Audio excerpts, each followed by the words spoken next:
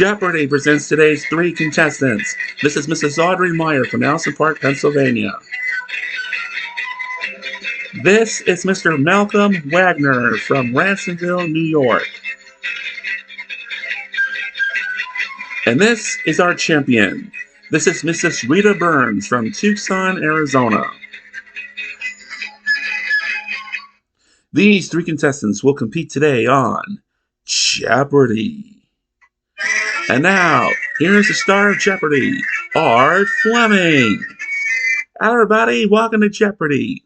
Yes guys, I am your host, Mr. Wildcat, and today we are celebrating a very special day. We are celebrating today marks the 60th anniversary of the classic game show Jeopardy! The game show where we give you the answers and you must come up with the questions. Or at least that's how Art Fleming would word it. So Art Fleming was the original host of Jeopardy, hosting the show from its initial premiere in 1964 through the end of the second run in 1979. And we'll get to that in a little bit. Okay. And then we have Alex Trebek, who would host the show upon its current installment premiere in 1984 until his passing a few years ago in 2020. And then there's a few other people who would take over as host of Jeopardy since then. And we'll get to that, and we'll eventually get to that. So today we're going to be looking at the history of Jeopardy. We're going to be looking at how the show came to be. How was it created? What was it like when it first premiered? How has it changed throughout the years? And what does it look like now? Okay? So sit back, relax, and let's play Jeopardy!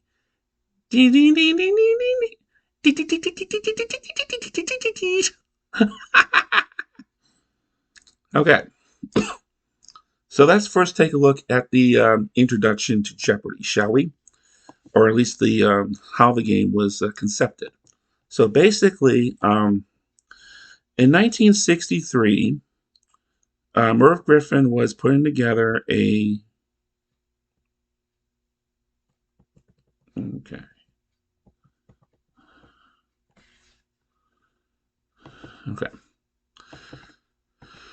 Merv Griffin was coming up with an idea of...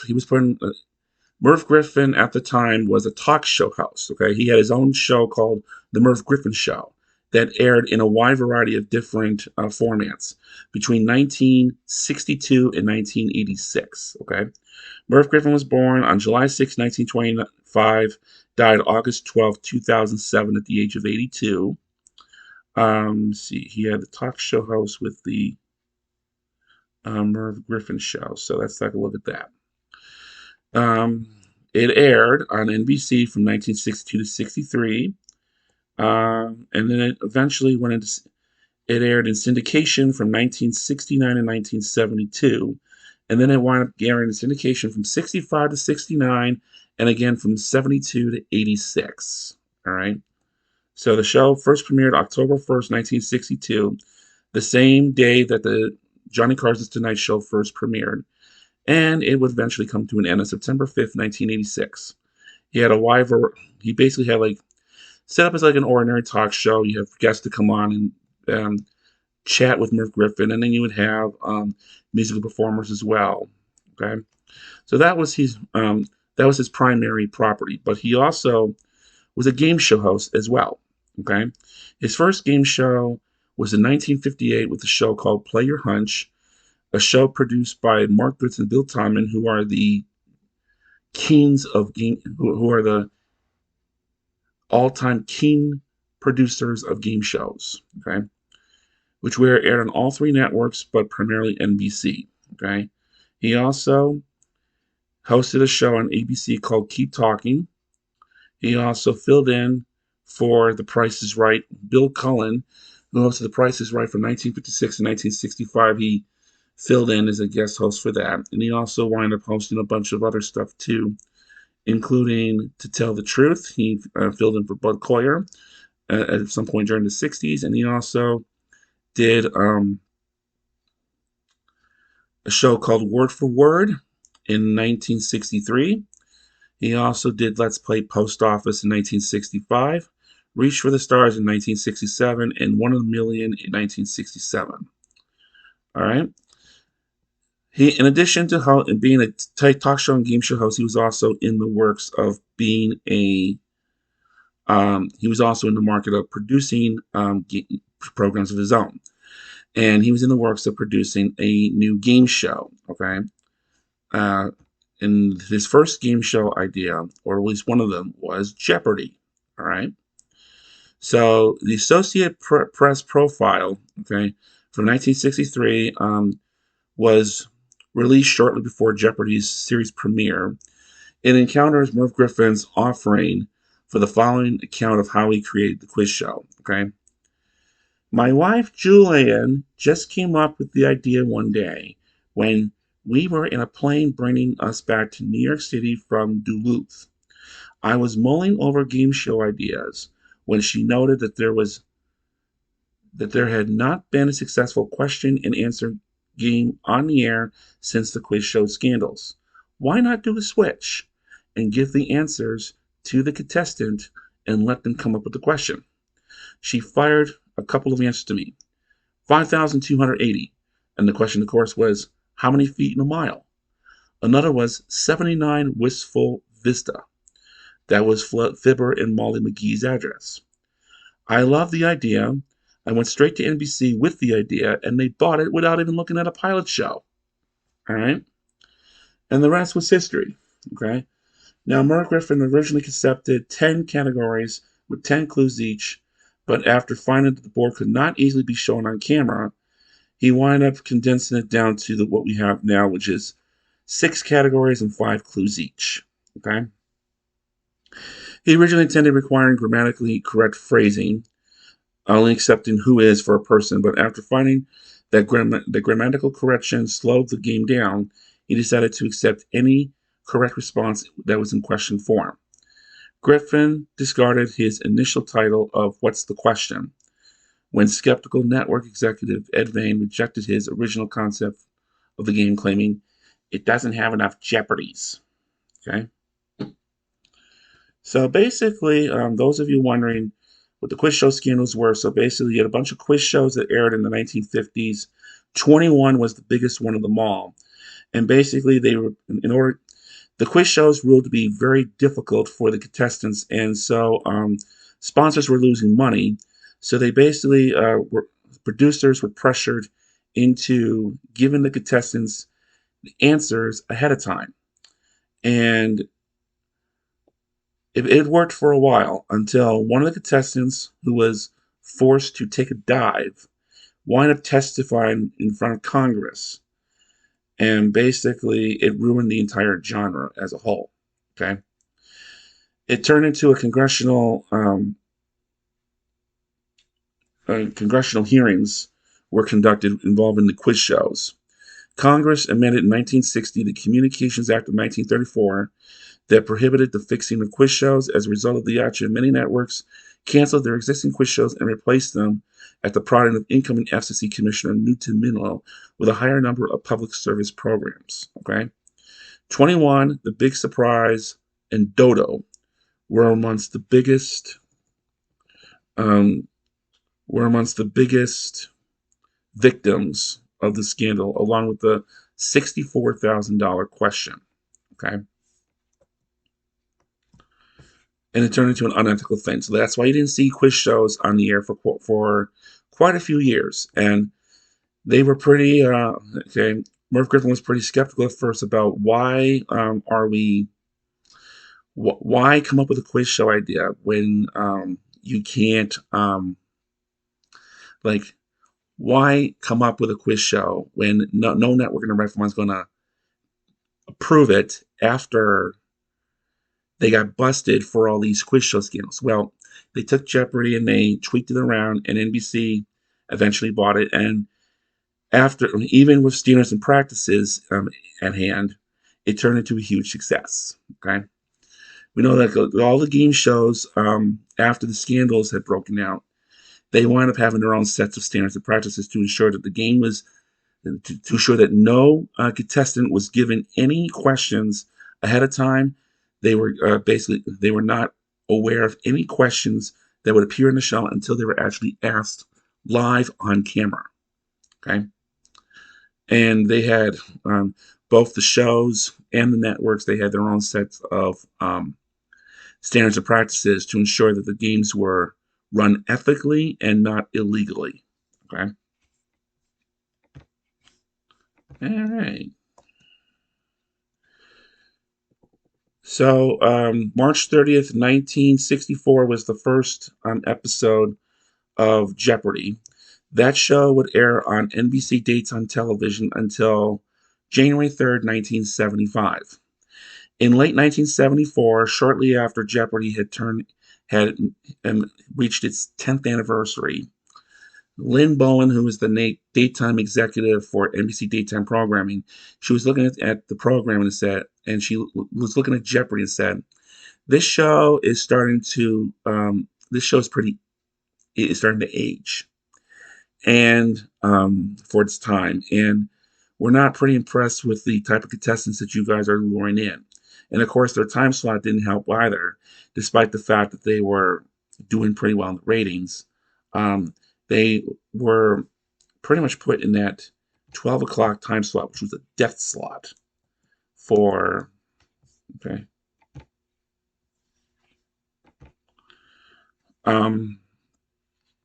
Show wound up doing very well in that 12 o'clock time slot, which was considered a death slot because most TV stations, they prefer to air a 12 o'clock news program. But Jeopardy somehow was managed to survive.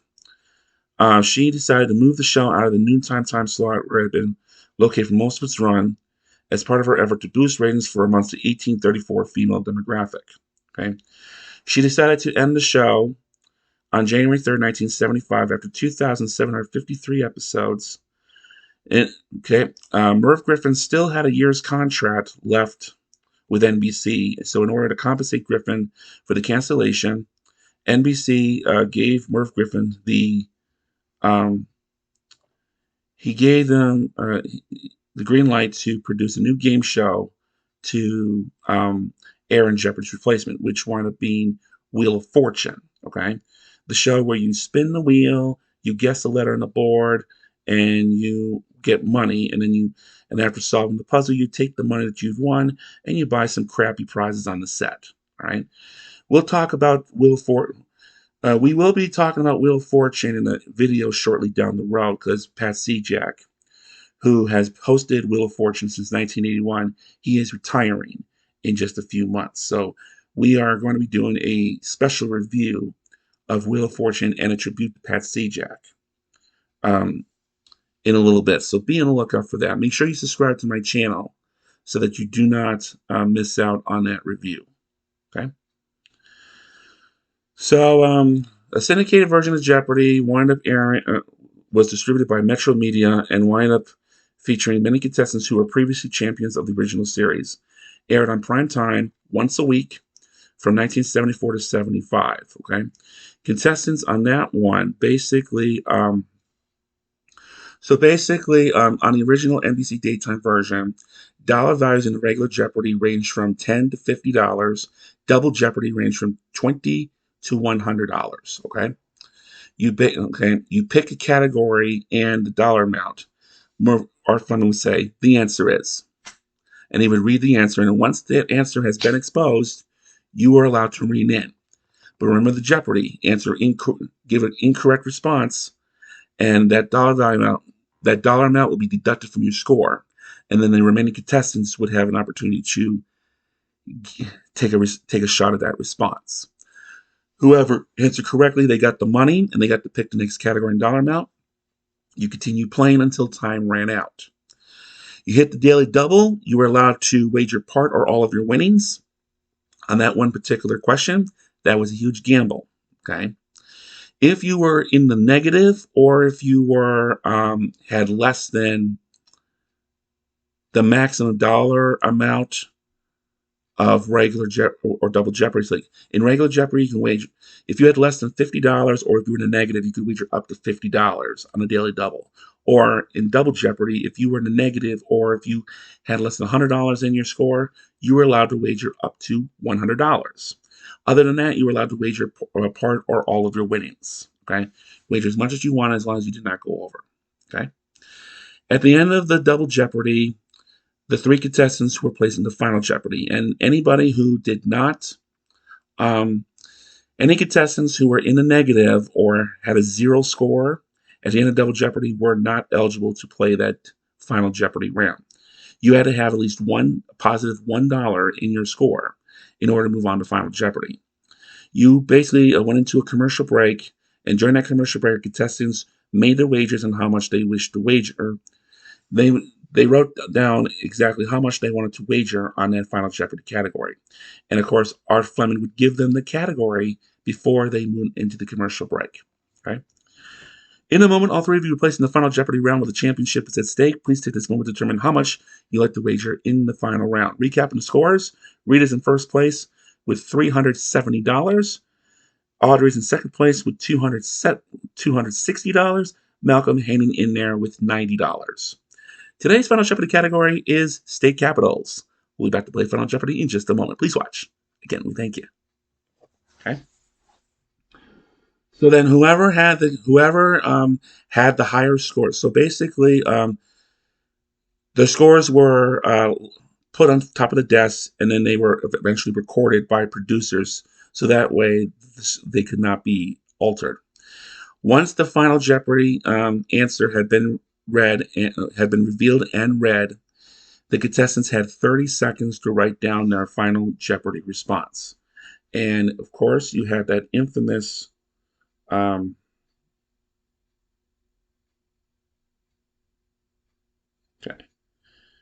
You have that infamous think music that would be in place from 1964 through the late 1990s. Okay, let me show you what I mean.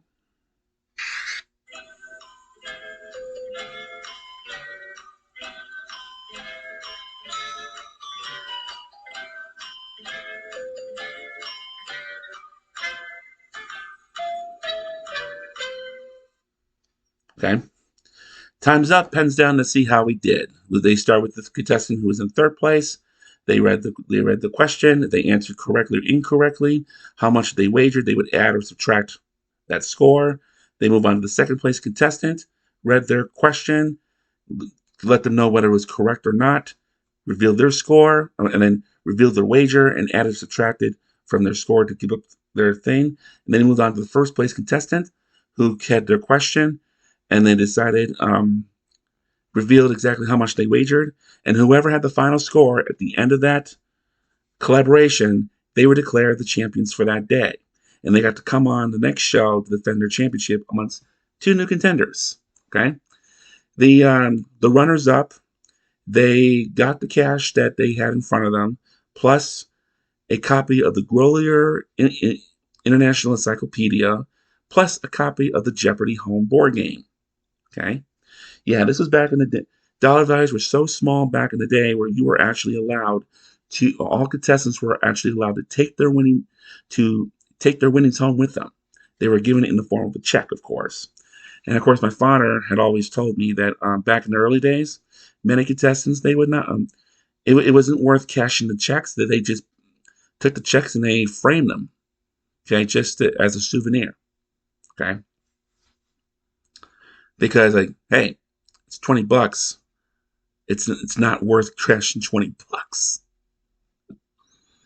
Okay, so that's what they, at least that's the way they figured it. Okay, so many contestants would cash their checks, some contestants would not. They would frame them as a souvenir. Okay, so then after that version of Jeopardy came to an end in 1975, Jeopardy would it would disappear for a little bit. In 1977, CBS expressed interest in reviving Jeopardy, so they did a pilot for that, and it brought a whole bunch of new changes to the game. And CBS eventually dropped their plans to revive, but NBC eventually picked up on that revival. Show revived on October 2nd, 1978, and it was basically a brand new format. Okay. You still played a regular and double Jeopardy, of course, okay? But the Final Jeopardy was replaced with a Super Jeopardy bonus board, okay, which only one contestant was allowed to play. And in order to accommodate for that, um, for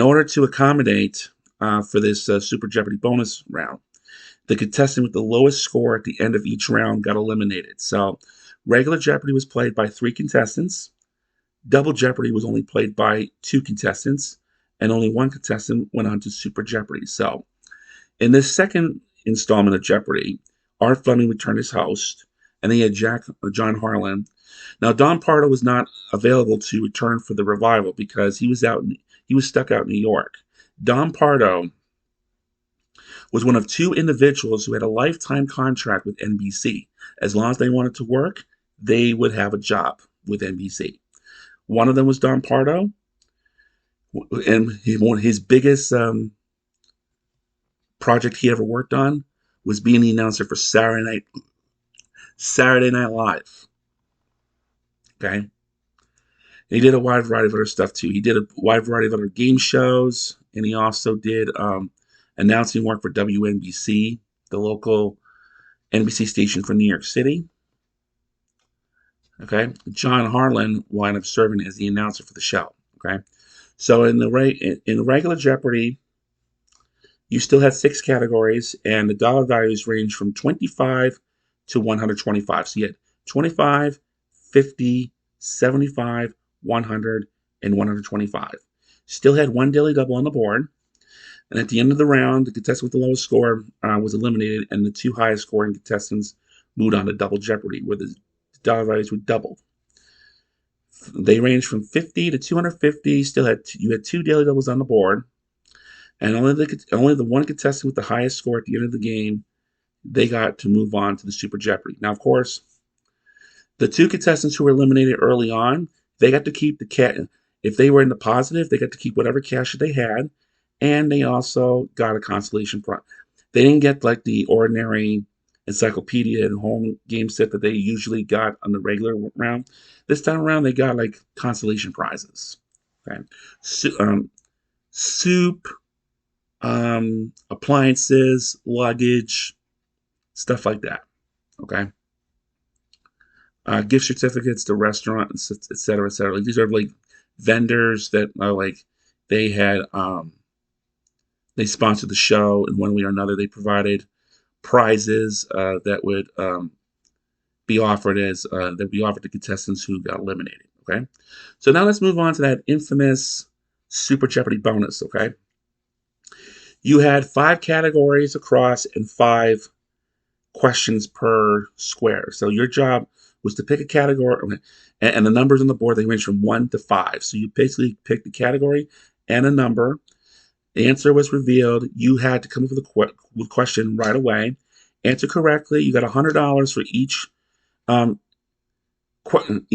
correct question you came up with, and got lit up on the board. Your job was to get 5 in a row, across, up and down, or diagonally. And if you could do that without striking out, you got $5,000. Okay. If you answered incorrectly or passed at any point, you got a strike. 3 strikes and the round is over. So if you wind up winning the bonus round, you got the prize that went with it, which was $5,000. If you did not, you got $100 for each correct question you came up with during that round. And that was added to whatever you had won during the previous rounds. Okay. Now, of course, okay, another interesting thing here, like you were still allowed up to 5 appearances on Jeopardy. Okay, but they increased every time you went to the Super Jeopardy bonus board. Your prize increased by $2,500. So first appearance was for $5,000, then it went to $7,500, $10,000, $12,500, and then $15,000. And then you were on the show until you either hit 5 in a row or you hit the $30,000 limit that was imposed by NBC. Okay, that was another thing that they imposed in regards to the quiz show scandals. They not only put down like you were limited to so many games that you can win, but you were also either that or you were allowed up to a certain amount of money that you were allowed to win. So I don't know what the limit was at ABC, but CBS had a limit of $25,000, that had been in place for quite a while. That was in place for a long time, or at least until The Price is Right was the only game show left on the CBS daytime lineup. And then you had NBC that had a $30,000 limit. Okay, so this one did not turn out very well. Viewers were not pleased, and Merv Griffin apparently was overseas when this version of Jeopardy had hit the air. He came back, he saw the show, says, "What the fuck did you do to my show?" Okay, and between Merv Griffin's outrage and the low ratings the show was getting, the show was yanked off the air in it was April of 1979, March 2nd, 1979, and it only aired for 108 episodes. Okay, so in 1983, Wheel of Fortune was still airing on NBC daytime television when Keen World came forward and offered Merv Griffin an opportunity to take Wheel of Fortune into 5-night-a-week syndication, in addition to the run on NBC daytime. Okay, so basically, Wheel of Fortune will be on 10 times a week, 5 okay, or at least twice a day. Once on NBC day in the morning on NBC daytime, and then in the evening in syndication. And in a syndication, you can air on any market you want. Did not have to be an NBC station. Even many stations eventually went with an ABC affiliate. Okay, or at least that's how it worked in Phoenix, Tucson, and Buffalo. Just to name a few. Okay, Wheel of Fortune did not do very well when it first came out in syndication, but that was mainly because they were only in a small handful of markets when they got the green light to go on the air. But by January of 1984, they had gotten the green light to go on the air in just about every other market, and from that point forward, Wheel of Fortune was a powerhouse win. It was number one in syndication, and it was killing everybody in the competition. Wheel of Fortune's success in the nighttime syndication inspired Merv Griffin to revive Jeopardy. But of course, we were not gonna use that Jeopardy version that was used in the late 70s, okay, with the Super Jeopardy bonus board. They didn't sit very well. They're gonna revive the original version that aired on NBC daytime, the one that was a success for 11 years. Okay. And they were going to bring it into the 1980s. Okay, basically you had technology, you had a whole bunch of it was high tech, a whole bunch of new sound effects, and a whole bunch of technological glitches, and et cetera, et cetera.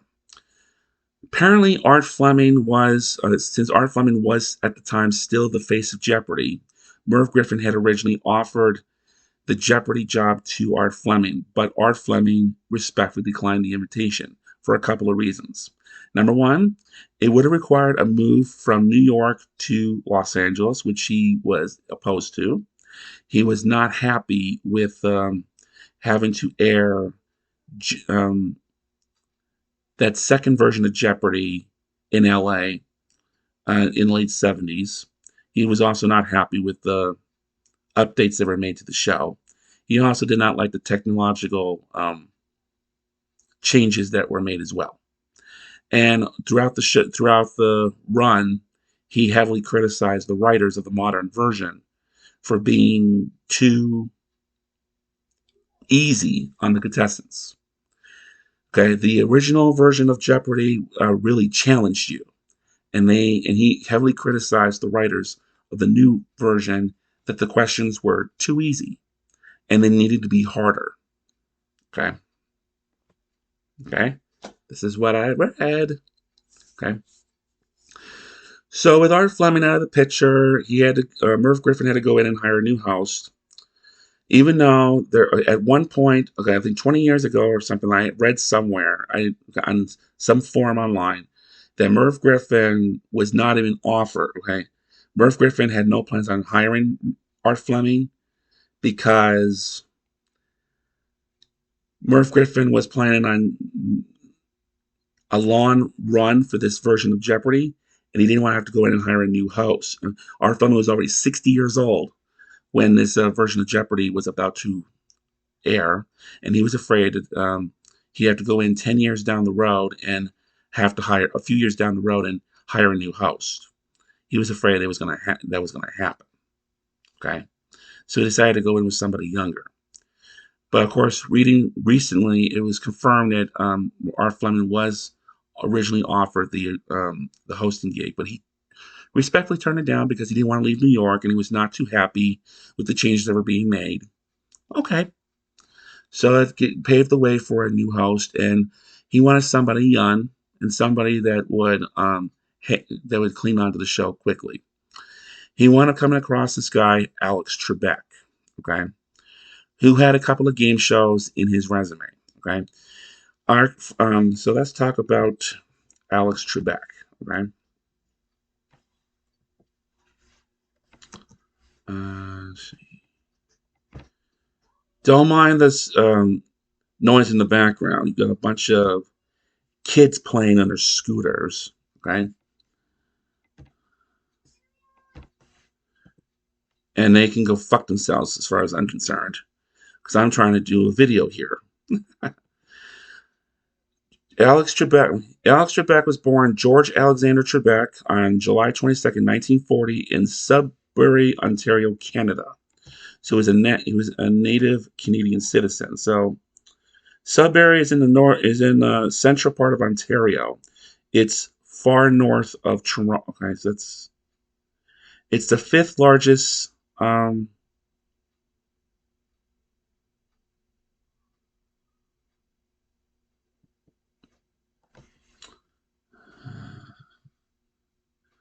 Fifth largest city in Ontario, with a population of 166,000.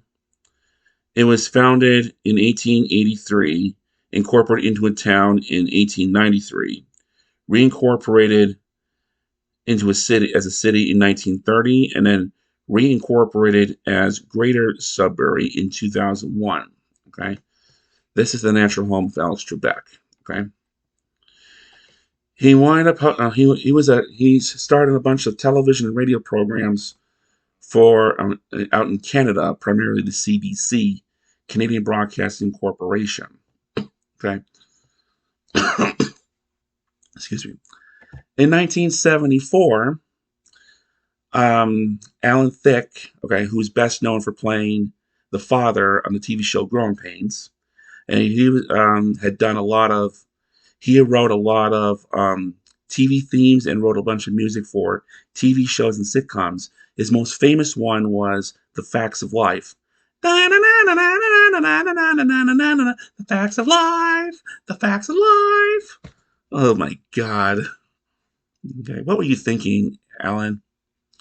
And his most famous game show theme was Wheel of Fortune, the original version of Wheel of Fortune, not the one with it. Da, da, da, da, da, da, da, da. That's not the one before that. That wound up airing from 1975 to 1983. Okay. Alan Thicke was writing music for a game show out in California called The Wizard of Oz. Okay. And they were in need of a host, and he remembered Alex Trebek. He called Alex up and said, "Hey, they're producing I'm writing music for a game show out here in California. They're in need of a host, and I think you would do good for the gig. Why don't you come out and audition for the show?" And that was Alex Trebek's first introduction to American audiences, The Wizard of Oz.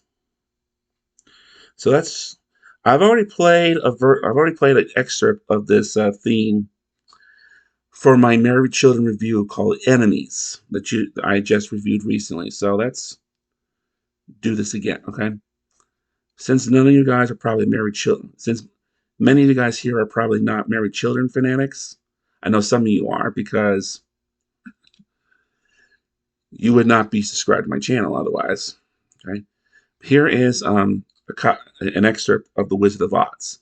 This is the show that wound up launching Alex Trebek's career in the States.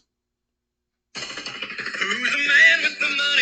dark day sunny? Who's the fella every day gives a bundle away? Who's the guy with the prizes that'll light up your eyes? It's never ending. Get a friend and get ready to play. Hey, hey, hey, hey. It's the Wizard of Oz. The odds are that you'll be a winner today. Wizard of Oz. Okay, enough of that. Unfortunately, I don't have any videos to show you of the Wizard of Oz. See, back in the 70s, and the major networks, like primarily NBC and ABC, they were still in the practice of erasing tapes and reusing them for future programming. And game shows and talk shows and soap operas back in the day were the easiest targets because they were considered a one and done genre, which means, okay, they were made to only air once, and they didn't have a foreseeable future.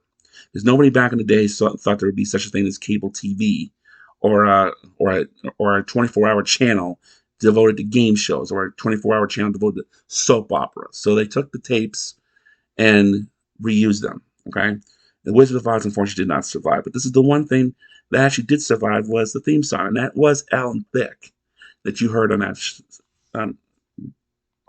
That you wound up hearing on that. Okay. So Alex Trebek wound up hosting a couple other game shows during the 70s. Okay. He did two versions of High Rollers. The first one was from 1974 to 1976.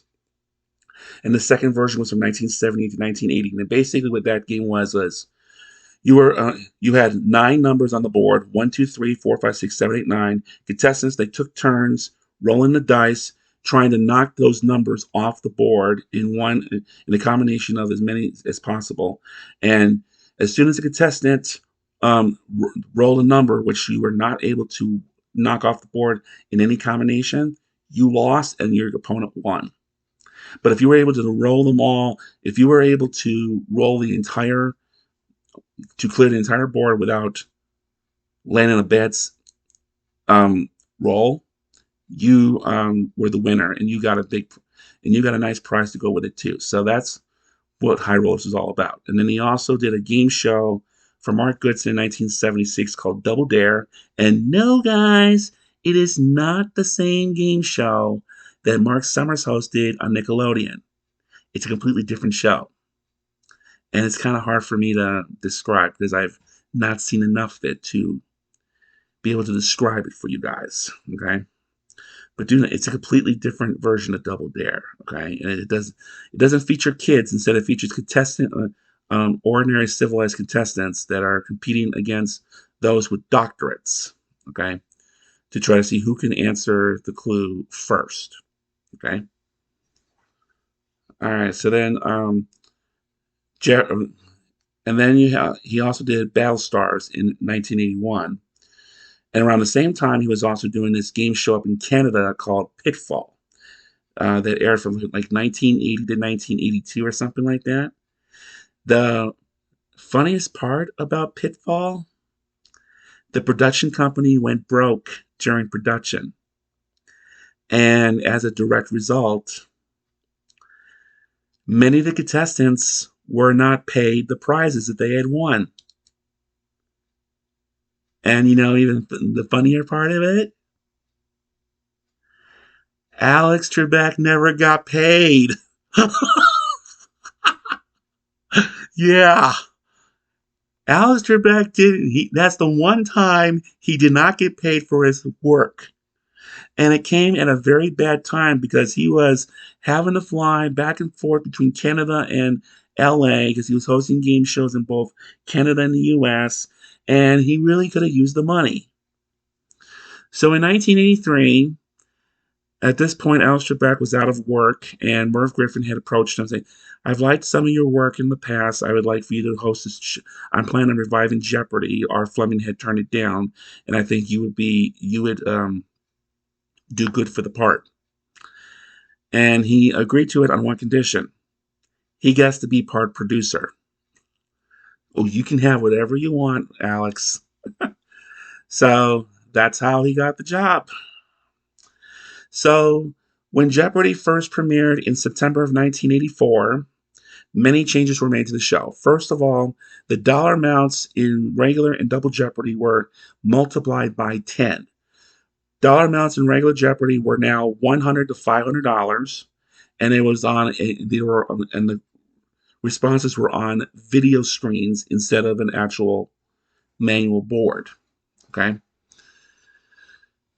so double Jeopardy was 200 to 1,000. You still had the one daily double in regular Jeopardy and the two daily doubles in double Jeopardy. And then when you moved on to Final Jeopardy, okay, here's a huge change as well. Only the contestant with the highest score at the end of Final Jeopardy got to keep their winnings. And if they had not, and as long as they had not won their fifth game, they got to move on to the next show. Okay. So you got to keep your winnings and you got to come back and defend your championship. Now, if you made it to your fifth, if you had won your fifth game, you retired as an undefeated champion and you qualified for the next tournament of champions. Okay. In which they wound up inviting back the highest scoring contestants since the last tournament champions for the right to be called grand champion and receive a huge prize to go with it as well. Okay. During the first season of Jeopardy, of this version of Jeopardy, contestants were still able to rein in once an answer was exposed, but shortly afterwards, it was changed to where you were no longer able to rein in. Okay, you could not rein in until Alex Trebek was done reading the answer in full. So that created a little bit of strategy there to see, like, when were the judges about to, okay, once Alex Trebek had read that last syllable from the answer, the producers, or the judges, that is, they triggered the buzzards, and if you ran in a little too early, you got locked out. So it was about who was able to rein in the fastest. Okay, so that's where a huge part of it came into play. Okay, so Jeopardy was a huge hit out of the bag, and it turned Wheel of Fortune and Jeopardy into a huge powerhouse. Now, of course, Wheel of Fortune and Jeopardy were packaged together into an hour-long block, okay, mainly as a way to prevent either game show from competing against one another on the air. Okay. So it kept them from competing against one another. Okay. But it wound up knocking out all of the competition. Okay. By the time Jeopardy hit the air, Wheel of Fortune and Jeopardy were so successful, they wound up knocking Family Feud out of syndication. They had been on the air since they were in syndication since the late 70s. I think like 77 or 78. They were off the air in 1985. And as for Tic-Tac-Toe, The Joker's Wild, and Let's Make a Deal, all three of those game shows got the boot in 1986. Okay. And for the most part, left Wheel of Fortune Jeopardy to by themselves, along with there'll be a few other game shows that would resurface. You would have a reboot of the Hollywood Squares with John Davidson that would launch in 1986, and they would have it would have a 3-year run. And I would not be surprised if they had to compete with Wheel of Fortune or Jeopardy in many of the markets. Okay, but basically, Wheel of Fortune and Jeopardy as a whole, they were powerhouse killers in syndication.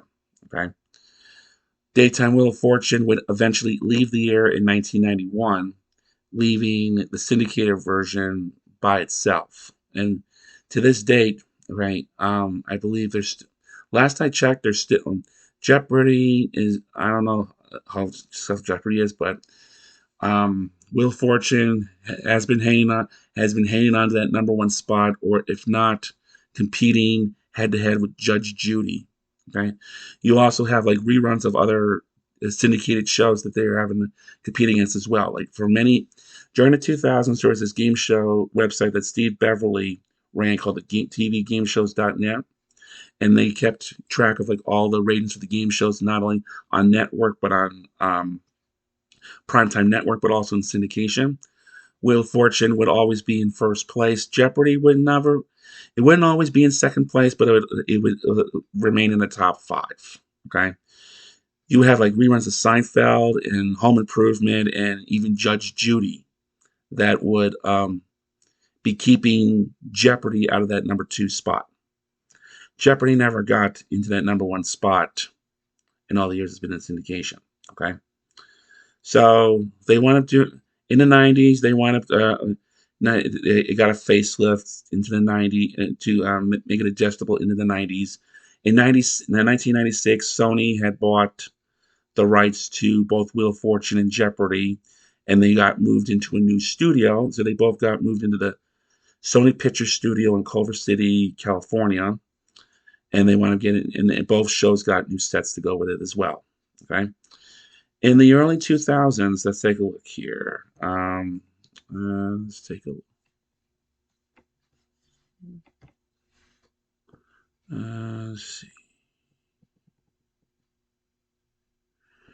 In 2001, they basically updated the version of they updated Jeopardy by basically doubling the dollar values on the board.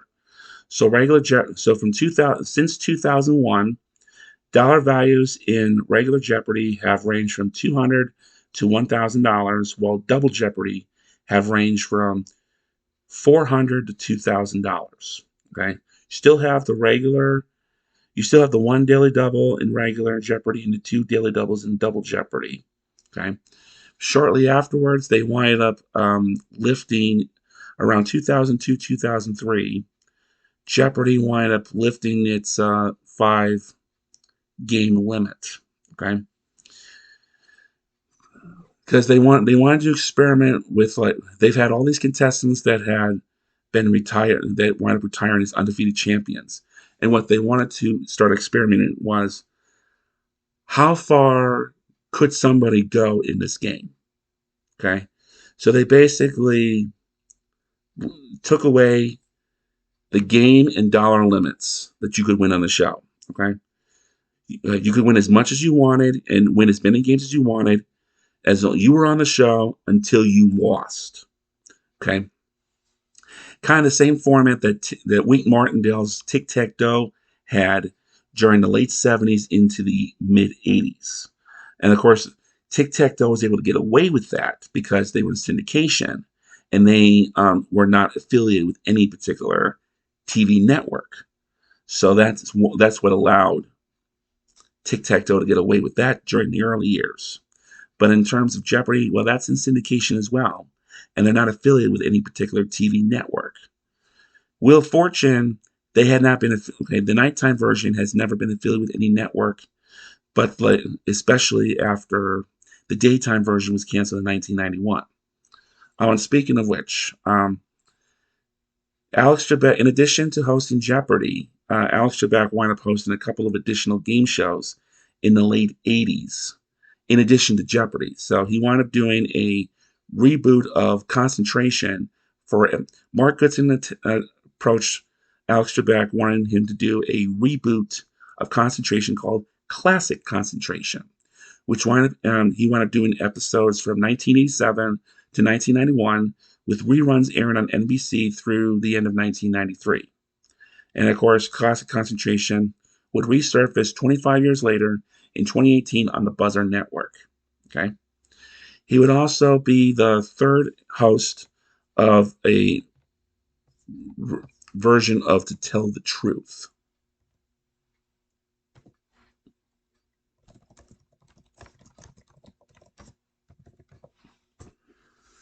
All right, so let's talk about the. Let's see. Have to go through this one right here. So there is a.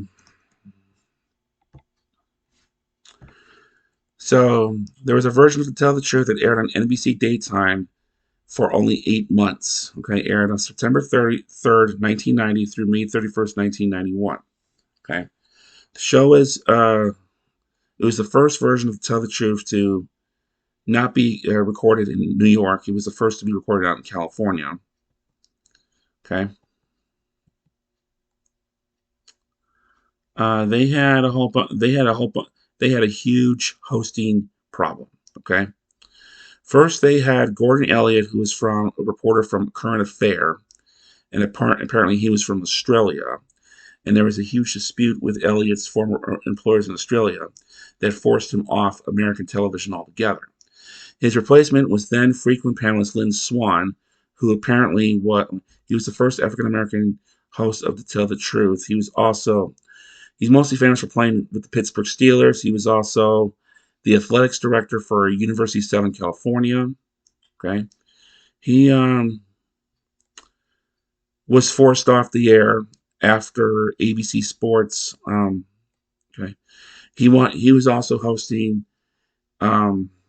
After February 1st, his job as a reporter for ABC Sports forced him away, and Alex Trebek was brought in to host the remainder of that show. So, from February 4th to May 31st, 1991, Alex Trebek was hosting three versions of Jeopardy.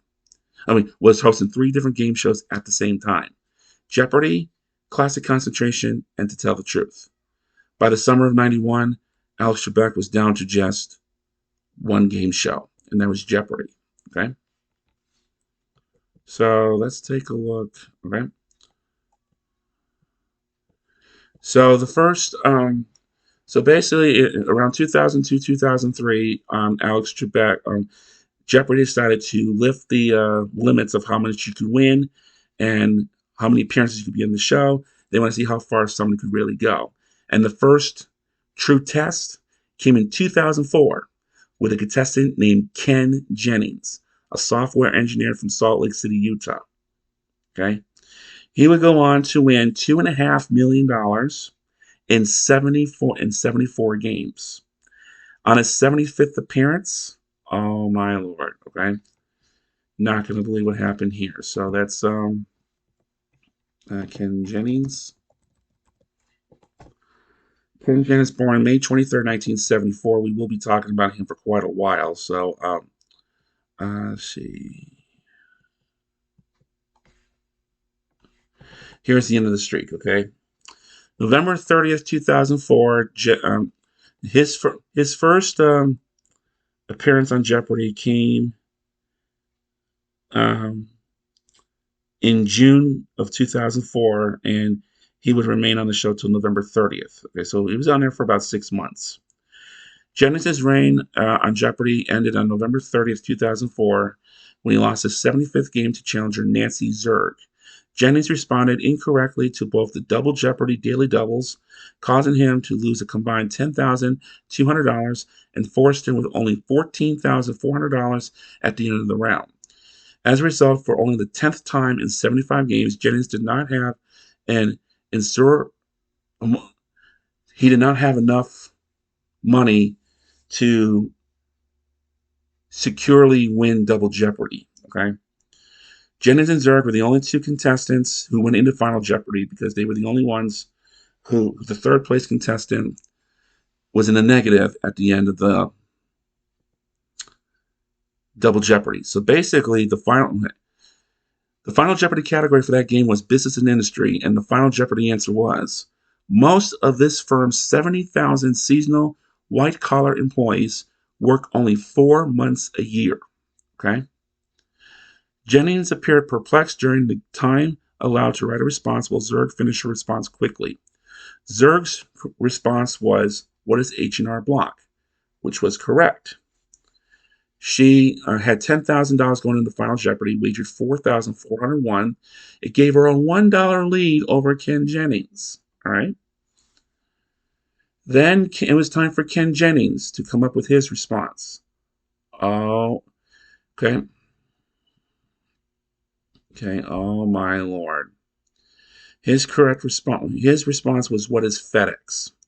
Now, of course, he would think FedEx because of the holiday season, but it was actually H&R Block because of the tax season. All right. Once that FedEx response was given, the whole studio and even I was in total shock. Oh! He had wagered $5,601, which would have given him a $1 victory over Zerg, as she had wagered her entire winnings, and that made Nancy Zerg a giant killer, is what Alex Trebek would call her. Okay. 182 calendar days to broadcast Jennings' 75 matches. His losing episode can be seen on the 2005 DVD release of Jeopardy! An Inside Look at America's Favorite Quiz Shows. Okay. Jeopardy implemented some backstage changes during Ken Jennings' run. Players only get a short time to practice. More rehearsal time was added so that the new players can get comfortable with the buzzers. Okay. After Ken Jennings was defeated on December 1st, 2004, Jennings made a guest appearance at the start of the broadcast, during which Alex Trebek acknowledged his success and enumerated the various game show records that he had broken. Okay. So he had won like $2.5 million at the time. Jennings would return to Jeopardy in 2005. They did a 15-week, 75-show Ultimate Tournament Champion. So what they did was they brought back over 100 contestants who winded up the biggest winners on the show. Okay, the 2003 rule change, which allows Jeopardy players to keep playing until they're undefeated, raised the question about how other five-time champions may have played under this rule. This tournament is an opportunity to see those past champions have another chance to shine. They wound up having 145 players, including Jennings, who, unlike the other competitors, was automatically placed in the final. So you had 145 contestants that wound up playing Jeopardy until they were down to the final two. Okay, the two remaining contestants would take on Ken Jennings in the final round, and the winner would receive a $2 million grand prize for the winner, $500,000 for the second place contestant, and $250,000 for the third place contestant. Okay, guaranteed prize money was offered to all contestants. Okay, now one thing I forgot to mention is that on the Alex Trebek version of Jeopardy, only the contestant with the highest score got to keep their winnings. Second and third place contestants, they each received a consolation prize, which would be mentioned, those prizes were mentioned prior to Alex giving the final Jeopardy category. Okay. Today's second place contestant will receive blah, blah, blah, blah, blah. Today's third place contestant will receive blah, blah, blah, blah, blah. Once again, here's Alex. Okay. So, okay. And then eventually, by the time we hit the 2000s, those consolation prizes would be changed to $2,000 for whoever finished in second place, and $1,000 for whoever finished in third. Okay. And remember, guys, if you finish in a negative, you do not owe Jeopardy any money. Okay. Don't pay attention to The Simpsons. Aren't we forgetting something, Marge? You were down $5,200. But Mr. Trebek, I asked you before the game if you knew the rules, and you said you did. Judges? Run, Mom! She ain't getting the home version. All right. So you have another contestant. Okay, so basically the two contestants who wound up going up against Ken Jennings in the finals of the Tournament of Champions was Brad Rutter and Jerome Verdict. Okay, Brad Rutter, he was, let's see, he had never lost a Jeopardy match against a human opponent. Okay. The streak consisted of his original 5-day run in 2000 and the 17 matches, he wound up playing 5 different tournaments, and he wound up winning them all. The only other, Brad Rutter's first loss would be in 2009, I believe. No, 2011, when Jeopardy did the IBM challenge. Ken and Brad would compete against this computer called Watson, and they would see how would Ken and Brad be able to compete against a computer? And eventually, at the end of the day, Watson wound up winning over Ken and Brad. Okay. 2014, we had a special Jeopardy Battle of the Decades tournament. Jennings made it to the finals along with Brad Rutter and Roger Craig. Jennings placed second, while Rutters won the first place grand prize. We also have, oh my lord, okay, here's another infamous contestant here. James Holzhauer, all right, born August 6, 1984, will be 40 years old this summer, okay? He's about as old as the original, as this current version of Jeopardy itself.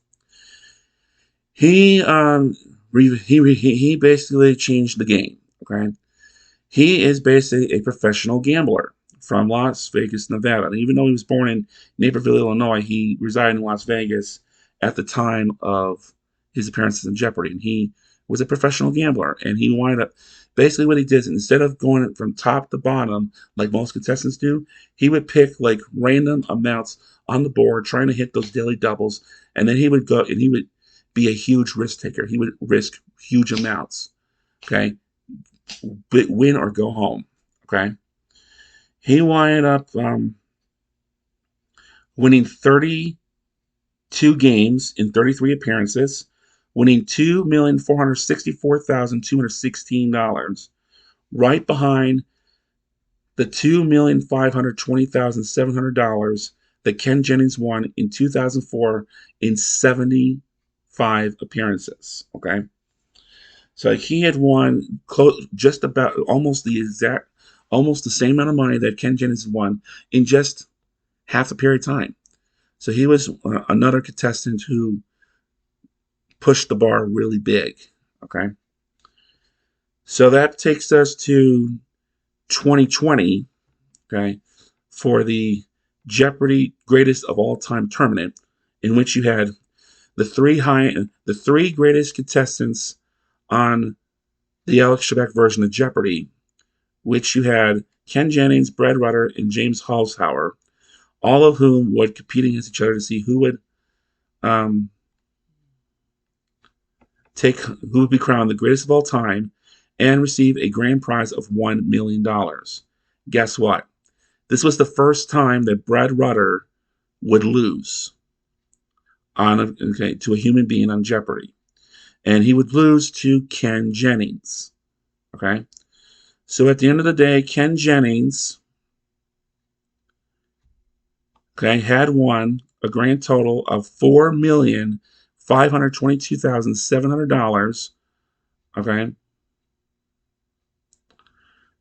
Not only on Jeopardy, but he did like a few other game shows. One of them was Grand Slam over on the Game Show Network. Okay. So let's take a look at some record holders. Okay. We talked about Ken Jennings, who appeared on the show the longest, 74 wins in 75 appearances, 2.5 just over $2.5 million, which averages $33,600. Okay. You would also have, let's see, the record holder for lifetime Jeopardy related winnings is Brad Rutters, who won a total of $5.2 million in cash prizes across his 5 episodes of the regular series, along with 7 Jeopardy tournaments and events. Okay. Counting all prizes that he had won, he had achieved a cumulative total of $5,129,036 in winnings, including the $55,102 prize over 5 regular episodes in 2000, which also included the value of 2 cars won worth $45,000, the $100,000 first place prize in the 2001 Tournament of Champions, the $1 million first place prize in the 2002 Jeopardy $1 Million Masters, $2 million first place, plus $115,000 in preliminary rounds for the 2005 Ultimate Tournament of Champions, $200,000 third place prize in the IBM Challenge, $1,030,600 first place prize in the 2014 Jeopardy Battle of the Decades, $333,000. He won a third of $1 million in the 2019 Jeopardy All Stars, and the $250,000 prize in the 2020 Jeopardy Greatest of All Time. Okay, but the record of all-time records was James Holzhauer, who had $77,000.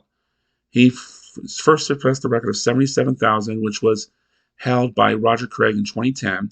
He won $110,914 on April 9th, 2019.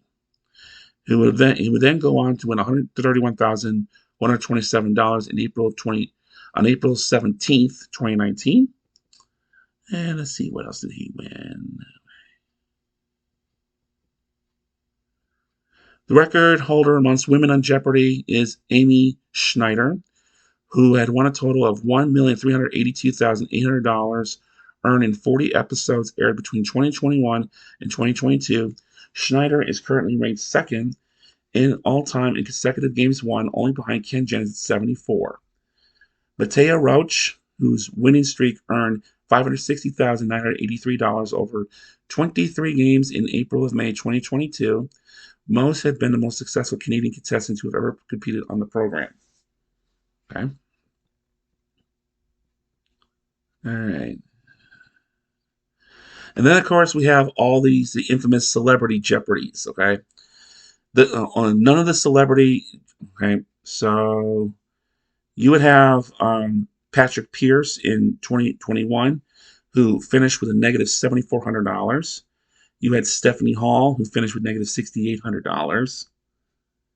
And then, of course, you had Wolf Blitzer from CNN. I'm pretty sure he won more than that. Okay. So, all right.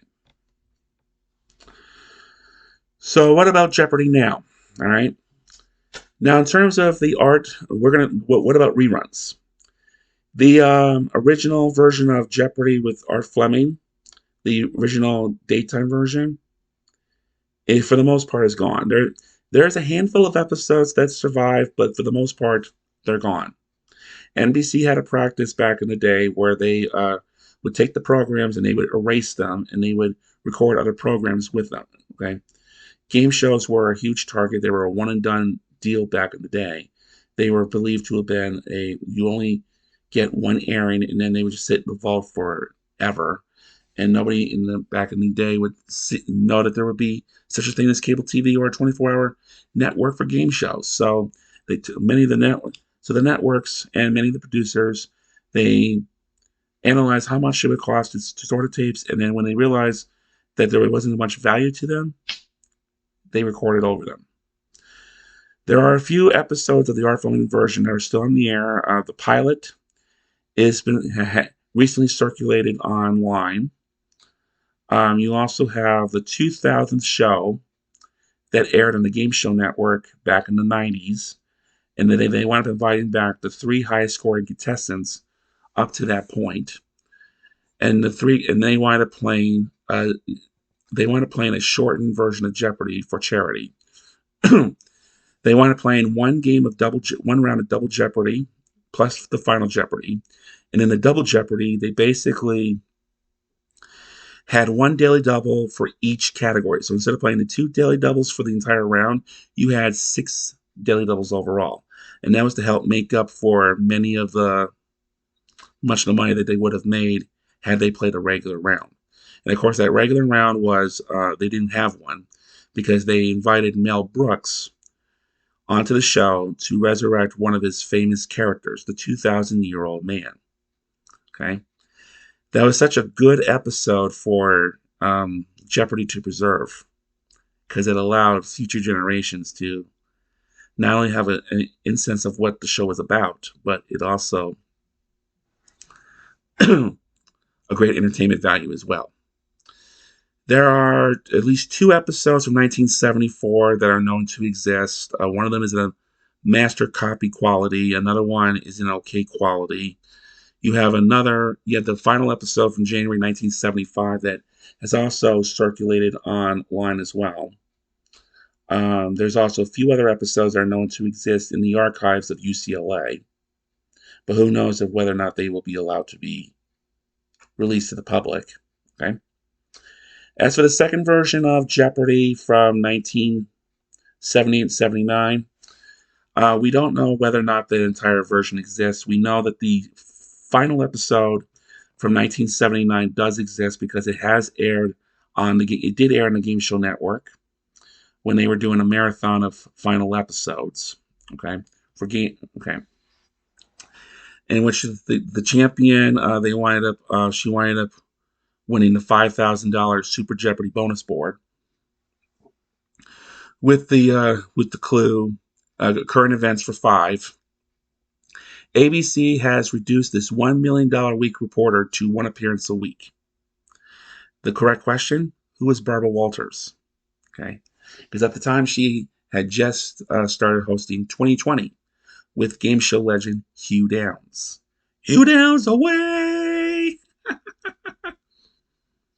So okay, we're not sure about the rest of the show, even though there are episodes that are airing on that have been posted online. So be on the lookout for that. There is a parody of Jeopardy that 1983. There was a song made by the Greg King Band called Jeopardy. I'm lost in Jeopardy, baby. Ooh. Weird Al Yankovic, who is he's a very famous song parody individual. He wound up what he wound up doing, oh my God. He parodied that Jeopardy song. And he parodied it into a version of the game show Jeopardy.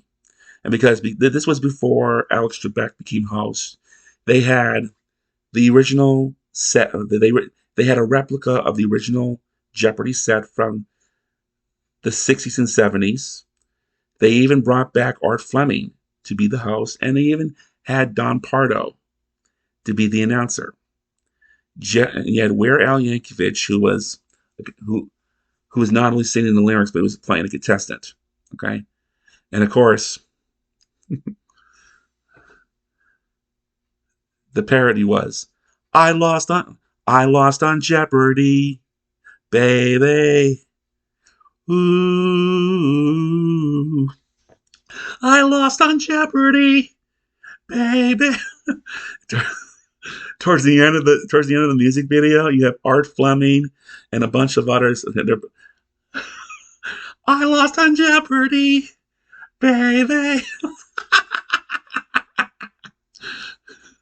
Well, that's a great way to end Art Fleming's career with the game show that he wound up help building. Okay. So Art Fleming, he passed away in 1995 from pancreatic cancer, and ironically, or coincidentally, 25 years later, in November of 2020, Alex Trebek would die from the same disease himself. Unlike Art Fleming, Alex Trebek, he went public with his disease in an effort to try to encourage people. Like, you do not have to. You can still. I'm going to keep fighting, and you do not have to be a baby and give up. Okay. So that is okay. So after Alex Trebek wound up passing, there was a huge debate over who was going to get the hosting gig. You had Ken Jennings, who was one of the biggest winners in the show's history. He wound up taking over. He served as a temporary host along with Mayim Bialik, who was mostly famous for the TV show Blossom, as well as The Big Bang Theory. Okay, and then they both got passed over for a guy for the producer Mike Richards, who he stole the show from everybody else. He hosted for 1 week before resigning because of the huge controversy that arose. There was one individual, okay, there was one individual that a lot of people really wanted to host Jeopardy, and that was LeVar Burton, okay, who was mostly famous not only for his role in Star Trek Next Generation and the ABC miniseries Roots, but he was also famous for the PBS kids show Reading Rainbow that aired from 1983 to 2006. All right. The way that LeVar Burton delivered his lines, many people felt that he would be the right person for the job. After okay, after Trebek's passing and Richards resigned, they wound up splitting the hosting gigs between Jennings and Bialik. Jennings would do he shared hosting duties from 2021 to 2023, while also hosting the primetime Masters and second Celebrity Jeopardy's tournaments. Okay, Bialik would host.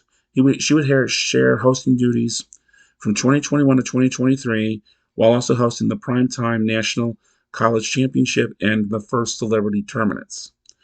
By the end of 2023, Bialik was officially dismissed from Jeopardy, leaving Ken Jennings as the sole host, in which he has been hosting every episode of Jeopardy since. Okay.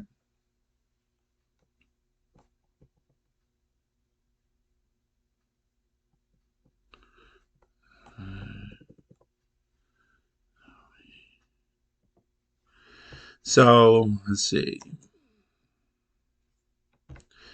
Jeopardy is still it is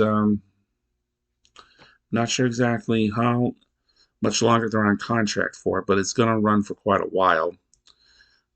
Jeopardy is expected to reach its 9,000th episode during its 40th season, so it's approaching its 9,000th episode. And every single episode since Alex Trebek's first day in 1984 was announced by Johnny Gilbert. He is 95 years old, still going strong, but it won't. Okay, but eventually the day will come where a new announcer will have to be hired. Okay, Don Pardo, he did not return to Jeopardy after 1975 because he wanted to live in New York. He went on to do Saturday Night Live and a few other things. He moved to Tucson, Arizona, where he eventually did his announcing gigs from his home in Tucson. They shipped the tapes out to New York, where they wound up mixing it in, and he would keep doing that until his passing. Okay. John Harlan, is he still alive?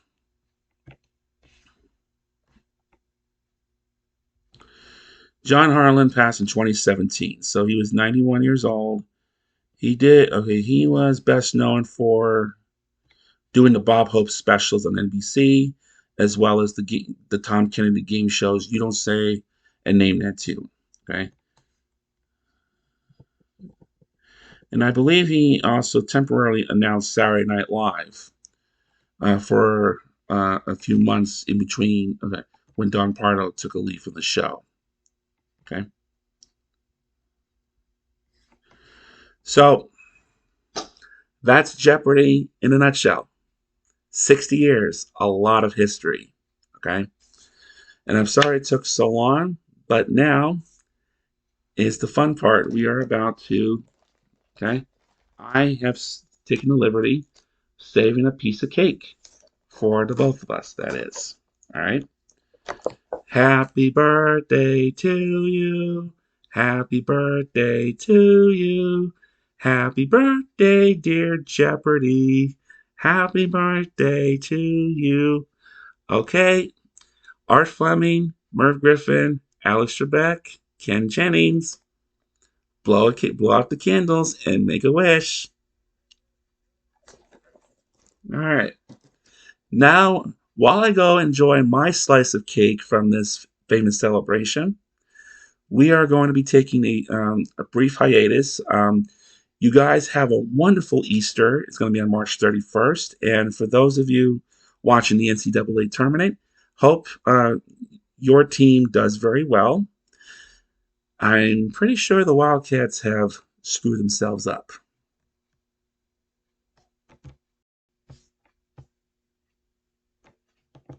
Okay. Yeah, I don't want to look at that. Okay. But anyway, Mr. Wildcat will be back down the road. He has more projects to reveal. He's going to be doing some Wayne Martindale game shows. He's doing Gambit and Debt.